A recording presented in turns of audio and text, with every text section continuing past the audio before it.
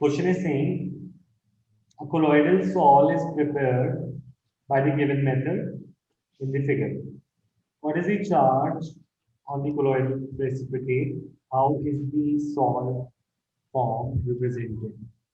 अच्छा, तो पहली बात तो ये है डिकम्पोजिशन रिएक्शन और AgNO3 और Ki की जब रिएक्शन होती है it gives AgI plus KNO3। इसमें जो AgI बनता है वो सॉल बनता है, AgI बिकम्स सॉल, AgI का सॉल बनेगा, ठीक है। तो इसके अंदर अब वो कह रहे हैं AgI पे चार्ज क्या होगा। तो एक एनसीईआरटी ने एक लाइन दे रखी है, वो लाइन अगर तुम चार्ज ऑन कॉइल में सॉल्व पढ़ोगे तो उसमें लिखा है कि reason for charge is charge on colloid is due to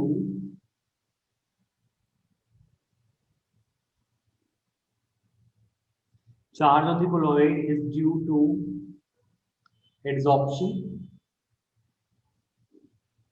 of an ion on surface of colloid। ठीक है, ये मान लिया, ठीक है। अब इट एक और चीज लाइन लिखी हुई है एनसीईआरटी में, it is usually observe that sol adsorbs ion, the common ion on its surface। किसी और लैंग्वेज में लिखी होगी पर ये लाइन लिखी है एनसीईआरटी में। तो अगर AgI के सॉल्व में अगर तुमने नीचे Ki लिया है,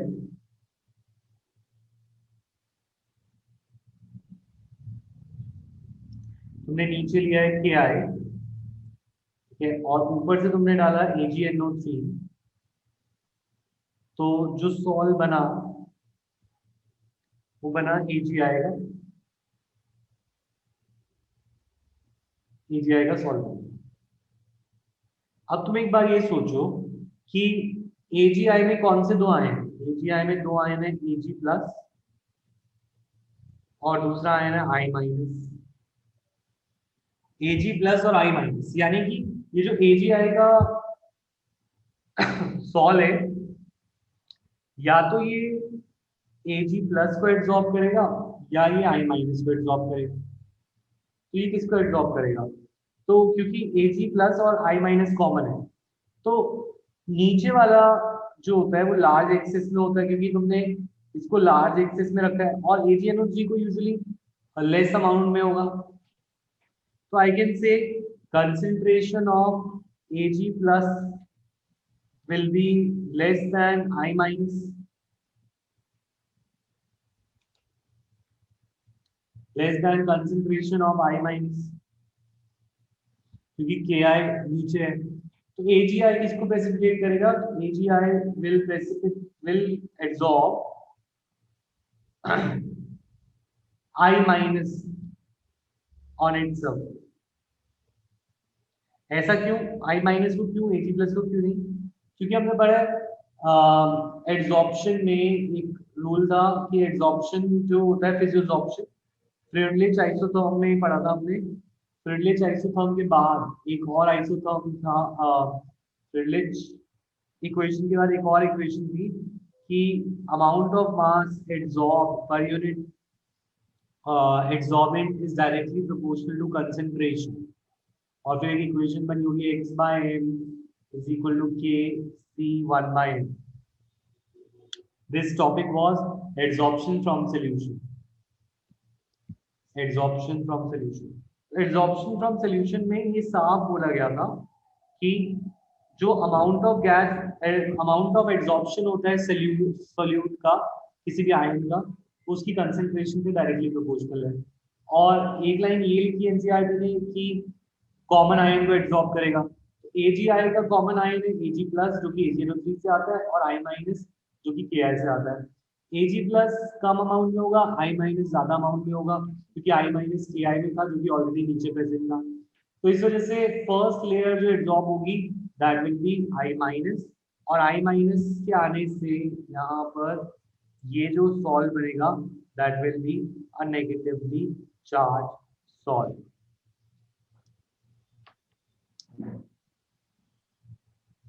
समझ आया है नहीं? Yes. तो अगर सॉल्व बना हमारा, नेगेटिवली चार्ज सॉल्व बना, तो उसके ऊपर अब काउंटर आयन आ सकता है, और काउंटर आयन क्योंकि के ज्यादा एक्सेस में है तो नेक्स्ट काउंटर आयन के प्लस के ऊपर एब्जॉर्ब हो जाए। तो वो कह रहे हैं how will you represent this sol, ये डबल लेयर बन गई, हेल्महोल्ट्ज डबल लेयर। तो सेकंड पार्ट का answer, how is this sol represented. तो हमने चार्ज तो बोल दिया नेगेटिव चार्ज, और due to I minus absorption, and इसका जो बनाने का तरीका होगा वो होगा A G I slash I minus slash K plus. This will be the representation of sol. A G आई के ऊपर आई माइनस से एब्जॉर्ब है पहले, एंड देन उस पे के प्लस एब्जॉर्ब। ये क्लियर है रिप्रेजेंटेशन? Yes. ठीक है।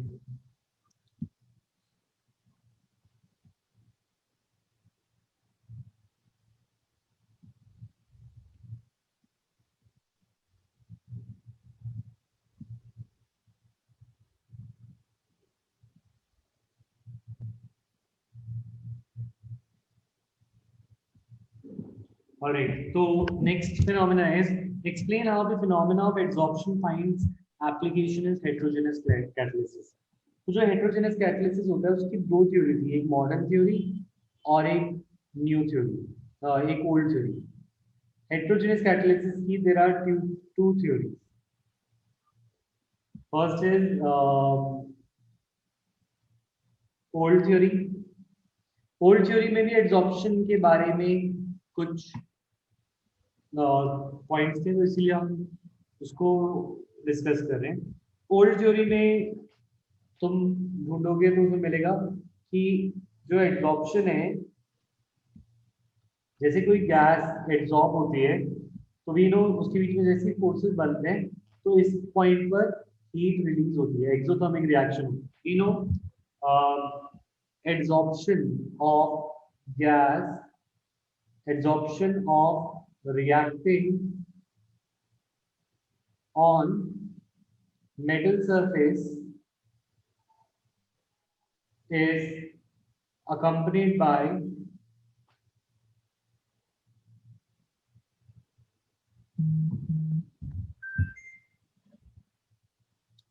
release of energy, या फिर it is an exothermic process. Okay, when gases are adsorbed,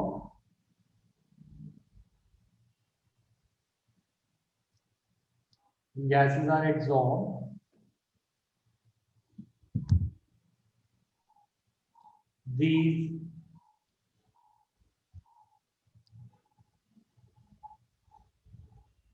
this energy is utilized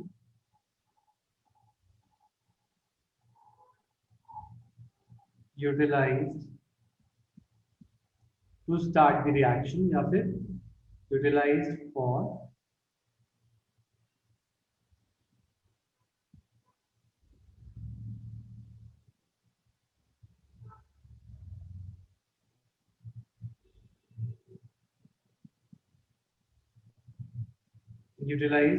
provide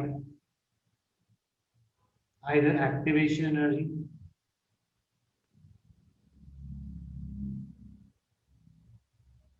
या रिएक्शन के अंदर यूज कर लिया जाता है। ये पॉइंट उसमें गिवन। अब आती है न्यू थ्योरी ऑफ एड्सॉर्प्शन, और न्यू थ्योरी के अकॉर्डिंग उसमें भी एड्सॉर्प्शन का बहुत जरूरी रोल है हेटेरोजेनस कैटालिसिस में। उसमें था कि surface of metal have free valencies, ठीक है, और these valencies are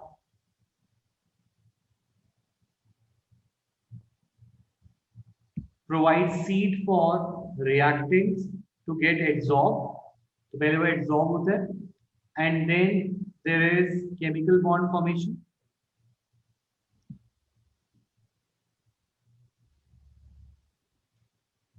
between reactants, ठीक है, and then bond formation के बाद there is desorption. जब वो बॉन्ड बन जाते हैं, प्रोडक्ट फॉर्म हो जाते हैं,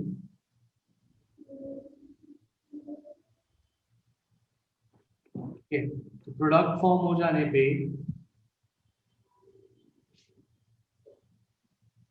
these are dissolved.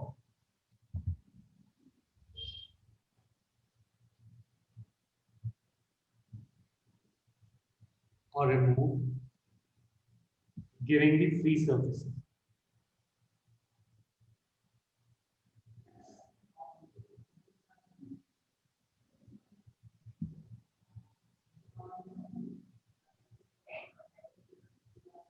ठीक है, तो ओल्ड थ्योरी में, अब इस थ्योरी के अंदर एक और पॉइंट, मतलब ओल्ड और न्यू थ्योरी में दोनों में एक मेन पॉइंट है जो हमें मिस नहीं करना, और वो मेन पॉइंट ये कहता है कि जो एग्जॉर्प्शन हेटेरोजेनियस कैटालिसिस में ये याद रखने की बात है कि there is adsorption increases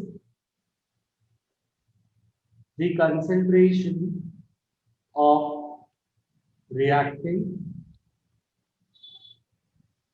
on the metal surface, which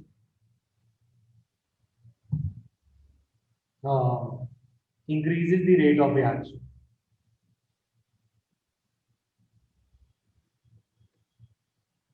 rate of reaction को इंक्रीज कर दे। दोनों केसेस में इसके अंदर हमें पॉइंट्स लिखने हैं, 5 points. First was adsorption, second is chemical bond formation, third is bond formation के बाद थर्ड इज डिसॉर्प्शन, ठीक है। एक से ऊपर और नीचे एक दो पॉइंट और थे, diffusion towards metal surface and diffusion away from the metal surface. 5 points थे, 4 नहीं, ठीक है। तो ये 5 पॉइंट्स भी लिख सकते हैं, और ये अब इसको शॉर्ट में जितने नंबर के हिसाब से क्वेश्चन है उस हिसाब से आप मोल्ड कर सकते हैं। अगर ये 3 नंबर का क्वेश्चन है तो ये डायग्राम, ये 5 पॉइंट्स लिख दिए और होल्ड थ्योरी के ये 2 पॉइंट्स बता दिए, तो हमारा तीनों चारों चीजें लिखनी पड़ेगी। क्लियर है?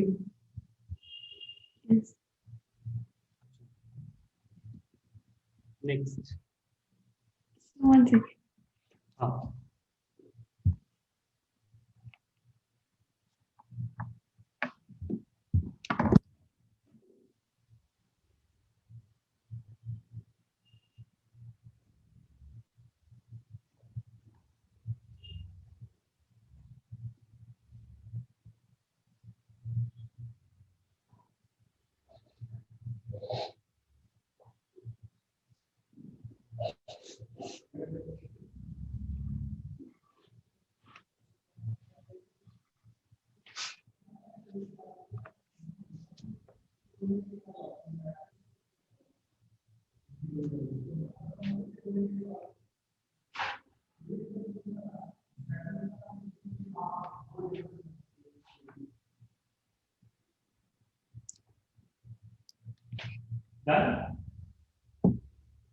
Yes sir.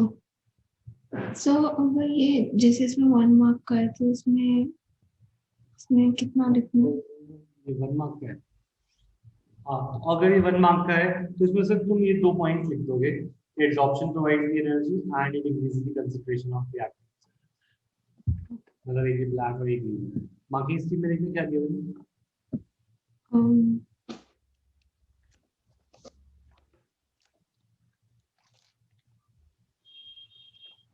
इसमें it's written absorption of reactants on the solid surface of the catalyst increases the rate of reaction. 5 point दे रहे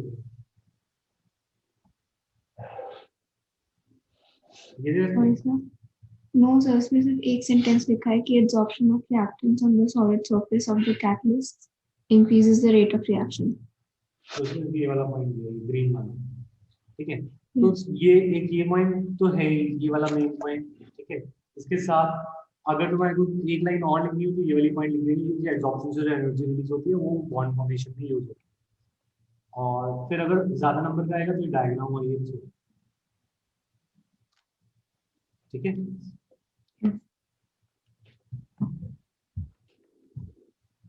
नेक्स्ट अब हमारा which of the following is most effective for coagulation। मैं Hardy-shoes rule याद हो तो तुम्हें इसका आंसर आ जाएगा। Question is saying which of the following is most effective for coagulation of ferric hydroxide। Ferric hydroxide की कोagulation के लिए कौन सा मेथड मोस्ट इफेक्टिव है? तो इस केस में if we have FeOH whole thrice, ठीक है, फेरिक हाइड्रोक्साइड के सॉल में हम डाल सकते हैं NaCl और NaSO4 2-। फेरिक हाइड्रोक्साइड सॉल्ट जो होगा ना, it will be positively charge. ये मुझे कैसे पता? क्योंकि अगर मुझे नहीं भी पता तो मुझे यहाँ पे दिख रहा है कि तीनों में कटायन तो सेम है और अनाइन का डिफरेंस है। तो कटायन अगर तीनों में सेम है तो दैट मीन्स कटायन से कोagulation नहीं होने वाला, कोagulation अनाइन से होने वाला है। तो इसके ऊपर चार्ज है 1, इसके ऊपर चार्ज है 2 और इसके ऊपर चार्ज है -3। We will say as per Hardy Schulze rule,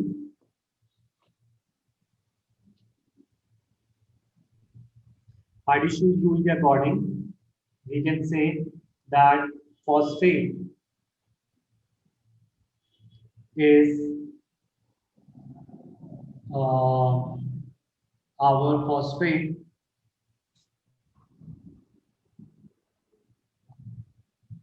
phosphate is best coagulating agent।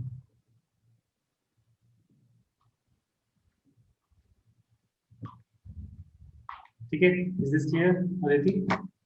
Yes.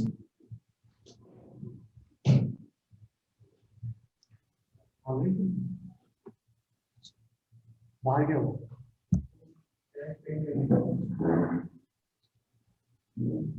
Yes.